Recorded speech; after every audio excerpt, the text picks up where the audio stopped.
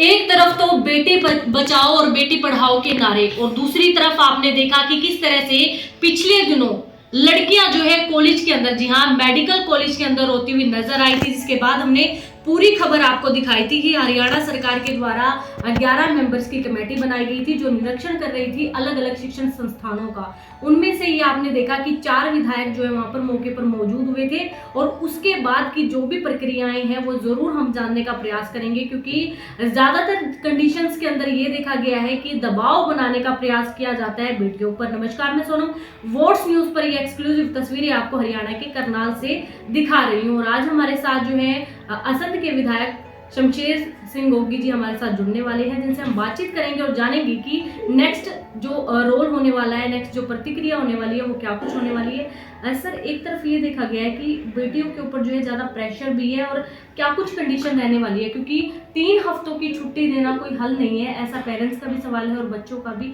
तो क्या इसके लिए सख्त कानून बनाए जाएंगे, कदम उठाए जाएंगे अगर आरोपी पाता है तो वो टीचर?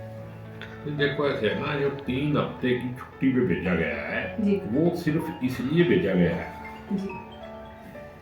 कि वो इसमें इंटरफियर ना कर सके। जी। क्योंकि उस मौके पे अगर वो ड्यूटी पे रहता तो फिर उसका दबाव, उसकी हाजिरी में कुछ कहना और वो करना, और एक मैसेज भी है, उसको भी अकल आएगी। जी। कि अगर मेरे को छुट्टी पे भेजा गया है तो कल को बाहर भी रास्ता भी दिखाया जा सकता है। जी। तो वो बात लोगों को समझनी चाहिए भी, उसको वहां से हटाया गया है प्रेमिसेस से, भाई वो इस एरिया से बाहर रहे जहाँ इंक्वायरी हो। और इंक्वायरी क्या होनी, देखो सरकार का प्रोसीजर है जी। ये। उसको क्या कहेंगे, लड़कियों को बुला के, लड़कियों ने डायरेक्ट कमेटी को रिपोर्ट दी थी। जी। ये कहेंगे आपने हमें क्यों नहीं बताया, डायरेक्टर को बताना था, उस मैडम को बताना था, उसको बताना था। अब बच्चियों को तो ये भी नहीं पता होगा कि सेक्सुअल हरासमेंट के ऊपर यहाँ कमेटी बनी हुई है। जी।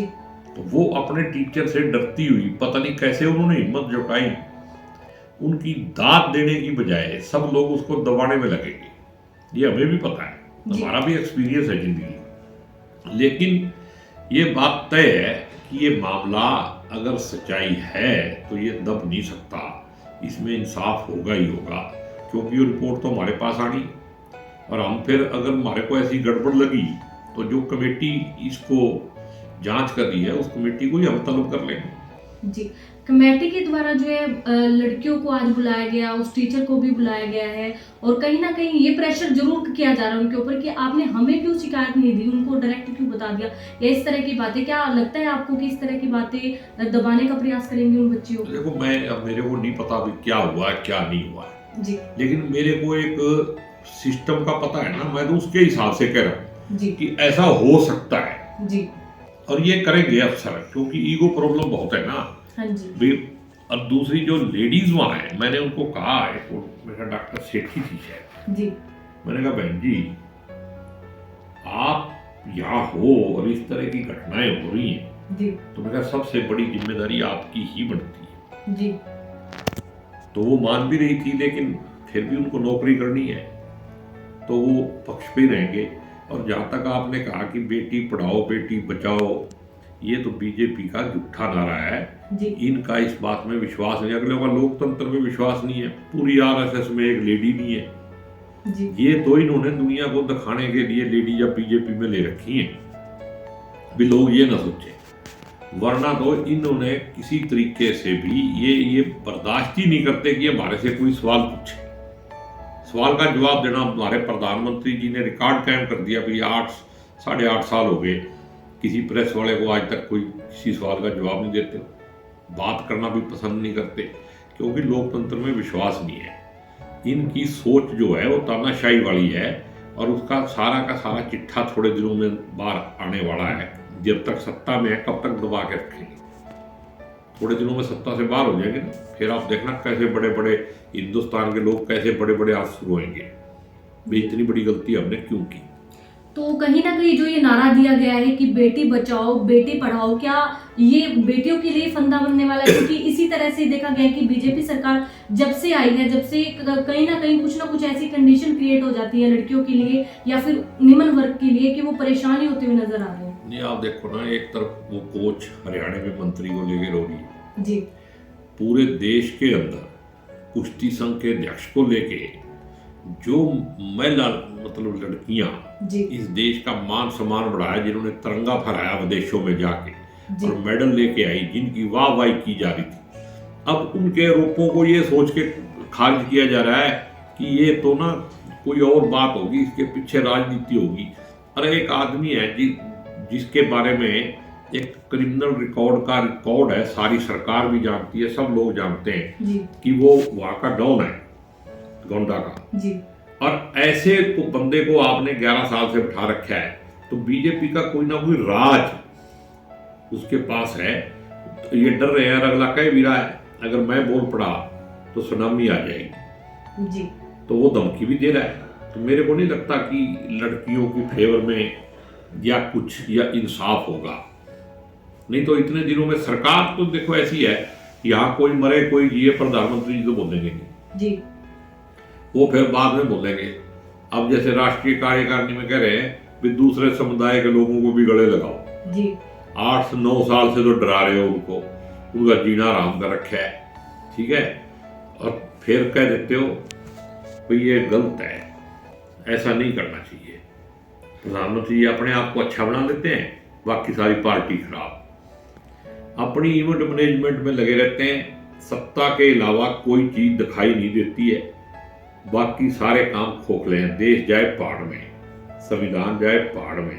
इस देश का सबसे बड़ा धर्म होना चाहिए संविधान। जी झगड़ा हो गई। जी तो सर आपके हिसाब से जो ये 11 मेंबर्स की कमेटी बनाई गई है, अगर कुछ प्रतिक्रिया नहीं कर पाती है अपराधी के खिलाफ, तो लगता है कि आपके द्वारा और आपकी कांग्रेस पार्टी के द्वारा कुछ अलग कदम उठाया जाएगा, कुछ ऐसा नहीं, तरीका? कांग्रेस इसमें कांग्रेस का उसका नहीं है। ये कमेटी जो है ना, जी ये विधानसभा की कमेटी है, जी इसमें सभी पार्टियों के आदमी हैं। जी तो इसमें जो भी सच्चाई होगी, जो असली बात होगी, उसके ऊपर एक्शन 100% लिया जाएगा, निकाला जाएगा सच कि क्या है सच, क्यों लड़कियां उस समय रोई थी। सच का हमें पता है जी कि छोटी छोटी बच्चियां जी पब्लिकली रो कैसे सकती हैं, कैसे अपने आप को इस, मैं कहता हूं उनको तो अवार्ड मिलना चाहिए कि उन्होंने इतनी हिम्मत दिखा दी कि बोल पड़ी हो। इस समाज में सुधार के लिए उन्होंने एक कदम उठाया है, तो उनको सम्मानित करना चाहिए। इंक्वायरी लेकिन तो दूसरी तरफ उनको दबाने का प्रयास किया जा रहा है। इतना बड़ा संस्थान है, तो शायद रेपुटेशन की वजह से या फिर इस वजह से भी इस मामले को दबाया जा सकता है कि हम कॉलेज बड़ा है, गवर्नमेंट का है और बाकी सारी चीजें। देखो मेरे हिसाब से तो हमारी इज्जत अपनी बच्चियों की इज्जत से बड़ी नहीं है, चाहे वो बड़ा कॉलेज हो जी चाहे सरकार हो। जी देश जो है एक तरफ तो मान सम्मान लड़कियों के साथ जोड़ता है, जी और हमारे यहाँ तो लड़कियों को, औरत को देवी माना जाता है। जी तो अगर उनकी इज्जत नहीं है, अगर देवी की इज्जत नहीं है, जी तो फिर बाकी लोगों की कहाँ इज्जत रह जाएगी। जी जो ऐसा काम करेंगे, मेरे को पता नहीं हो रहा है कि नहीं हो रहा है, जी अगर आपको लगता है कि ऐसा हो रहा है जी तो वो गलत हो रहा है, और जो करने वाले हैं उनको भी चौकस रहना चाहिए, उनके खिलाफ भी एक्शन हो सकता है। जी धन्यवाद सर। तो देख सकते हैं आप लाइव तस्वीरों के माध्यम से किस तरह से आपने देखा था कि लड़कियां, जो कि आपको बताना चाहेंगे कि 11 ही क्लास में बच्चे हैं और उनमें से 8 लड़कियां, और किस तरह से रोती हुई नजर आई थी, जो कि हमने आपको लाइव तस्वीरों के माध्यम से दिखाया भी था। और उसके बाद जो है बहुत बड़ी बड़ी बातें भी की गई है और खुलासे भी हुए हैं। और आज की जो प्रतिक्रिया आपको बताई गई है कि ये प्रतिक्रिया आने वाले टाइम में हो सकती है अगर आपराधिक गतिविधि कहीं पर भी उस टीचर के खिलाफ जो है नजर आई। आप लोगों से मिलेगी, वीडियो को ज्यादा से ज्यादा शेयर कर दीजिए, और वॉट्स न्यूज की इस खबर को शेयर करना बनता है उन बेटियों के लिए जो कि इंसाफ की मांग कर रही हैं। आप लोगों से मिलेगी, वीडियो को ज्यादा से ज्यादा शेयर कर दीजिए। तमाम लेटेस्ट अपडेट के लिए बने रहिएगा आपके अपने चैनल वॉट्स न्यूज पे। मेरे के साथ कैमरामैन प्रवीण के साथ। धन्यवाद।